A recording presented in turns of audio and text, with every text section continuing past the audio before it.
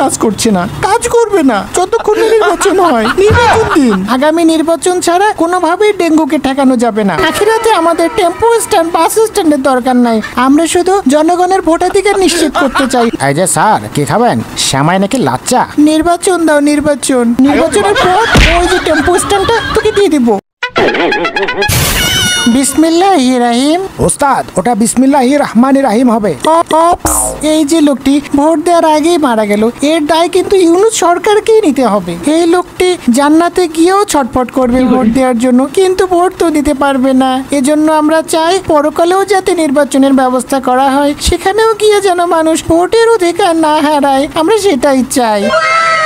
আখিরাতে আমাদের tempo stand, বাস স্ট্যান্ডের দরকার নাই। আমরা শুধু জনগণের ভোটাধিকার নিশ্চিত করতে চাই। জয় বাংলা, জয় নির্বাচন। আমি জানি আপনাদের মনে অনেক কষ্ট, নির্বাচনের কষ্ট, সেজন্যই তো আমি নির্বাচন চাই। আয় কাকা, আমি তো নির্বাচন চাই না। শোনো ভাতিজা, আমি জানি তুই কত কষ্ট পেয়ে, কতটা অভিমান এই কথা বলছিস। কষ্ট পাস না ভাতিজা, নির্বাচনের পর ওই যে টেম্পো স্ট্যান্ডটা তোকে দিয়ে দিব।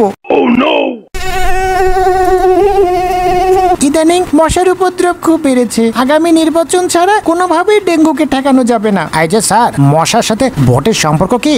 আপনার প্রশ্নটি রিসিভ করা হয়েছে, অনুগ্রহ করে অপেক্ষা করুন, আগামী নির্বাচনের পরে উত্তর দেয়া হবে।